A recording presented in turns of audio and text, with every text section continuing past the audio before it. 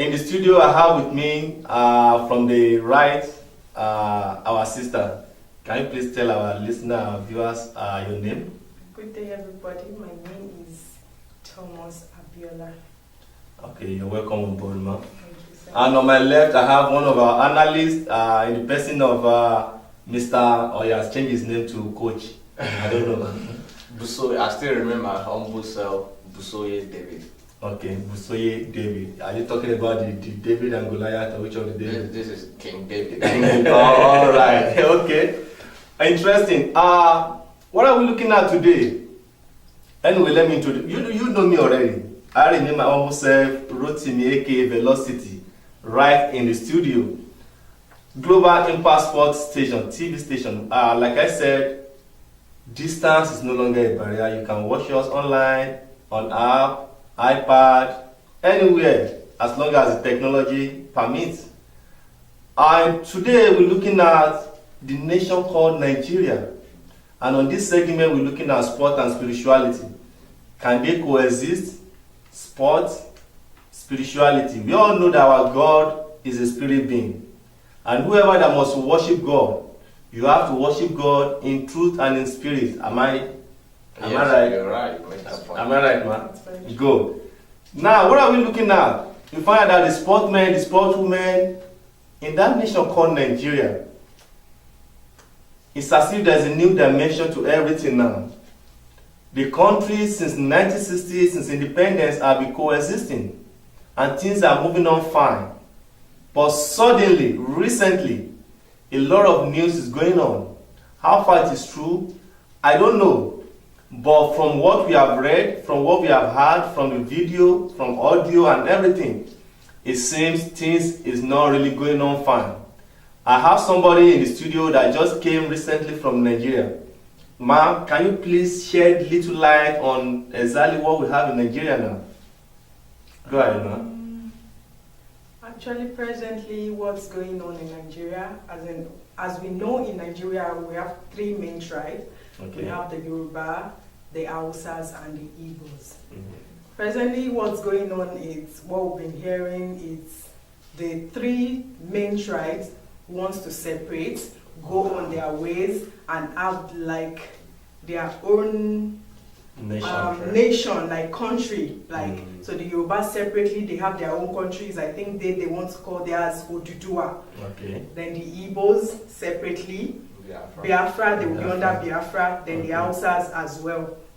Wow. Mr. Davis, you've been to Nigeria several times, and now that you are in the US, the United States of America, what can you say concerning what she has said, as long as the diaspora, the people here is concerned? Have you been hearing similar stories or something like that? From what she said, it has been long. It has been long. They've been trying to fight for the independence, like with the Biafran nation. Okay. When we have the likes of Ojukwu, that was like 20 years backwards. So it's been long. They've been fighting for it, and right now we have this man in Nnamdi Kanu. So it's still like pioneering the Biafran nation. Okay. So it's still the same news still going on.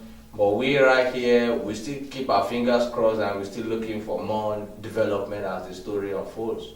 When you say more development, quickly let me chip in this. That nation has been existing for a while. Yes.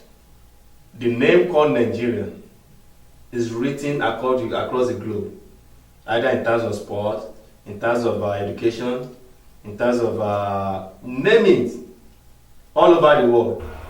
And now, recently, we won the third place in the Olympic Games under the country called Nigeria. With what we say now, if anything happens, what is going to be the fate of sport in Nigeria? Wow.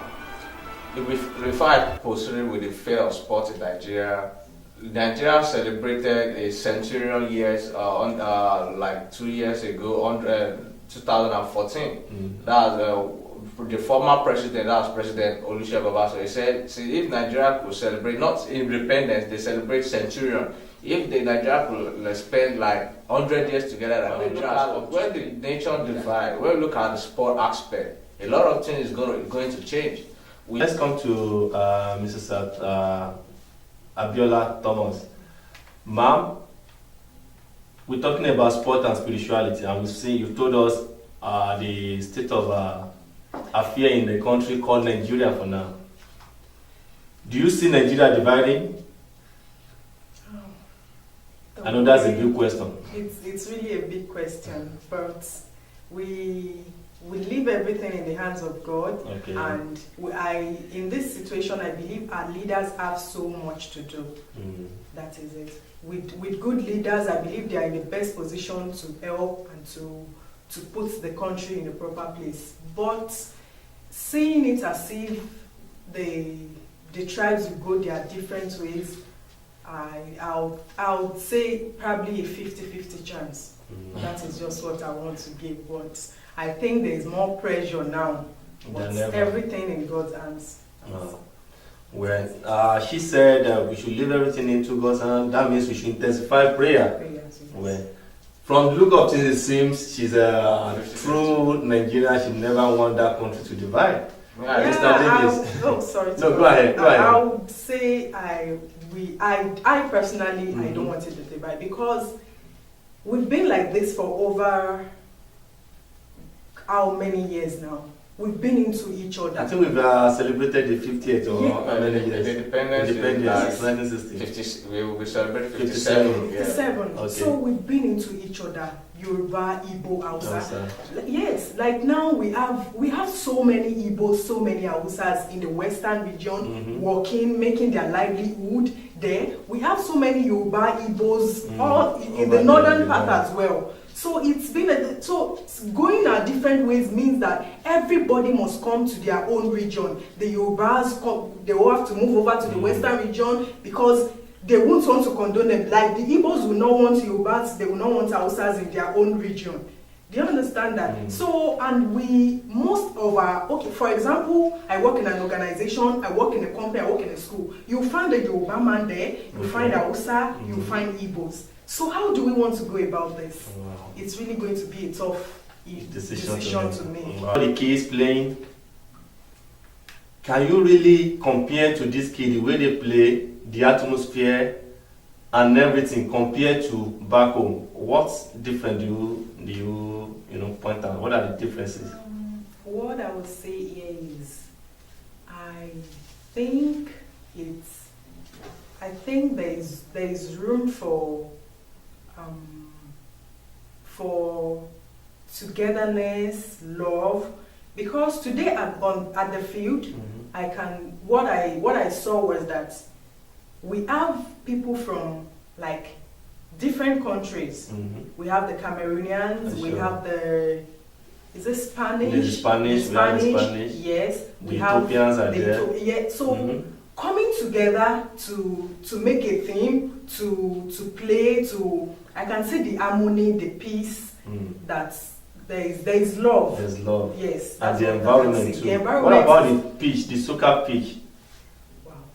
The pitch, sincerely, it's lovely compared to what pitch. If the younger ones of that age range can be on that kind of pitch to play, then the youths, the adults, what kind of pitch would they have? Because this is the pitch I saw. It's good. It's a pass mark. Wow. It's fine. Well, Mr. David happens to be one of the coaches that took care of the kids, and he has played this soccer in the past, at least with one of the Nigerian side.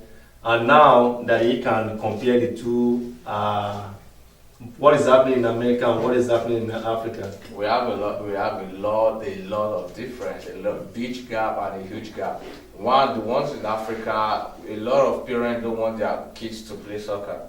They're like, you have to go to school, you have to read your book, you must not play soccer. They whoop their child, they discipline that. I'm part of it. I was once that. But right here in America, parents support their kids. They bring them to the soccer field. They try to they record the activities of their kid. They want to see how the kid progress and the rest, which is a very good encouraging for the player, and it is an avenue for them, the players, to be able to develop. Unlike what we have. That is why mostly Africans. That's why most Africans will never get the World Cup. That is why Africans will never get the World Cup. We can see how these little ones began. Are you talking of the junior, senior? The national. That's why they can never get the World Cup. We can see the development. Most of our players, when they shine at the under stage, they go to different clubs to develop. But when they come to the World Cup stage, they fade out. They fade out. So that is why one of the reasons. I plan to describe my father's house. So I'm probably Nigerian. So there's no Google, right? So I'm probably Nigerian. We still represent our country. All right.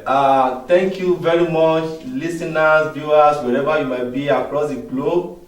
We want to say thank you for being there for us.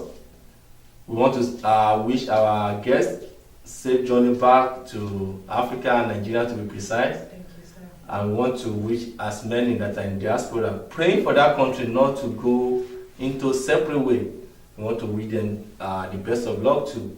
And our prayer is, God, please unite us once more so that we see the reason why you are God in our life. Thank you very much, ma'am. You're welcome, sir. God bless, ma'am. Mr. David, thank you very much. Thank you, sir. We hope when else we call you, you'll be there. Always represent. And especially when the window market is open, we'll come back and talk about that. Always representing.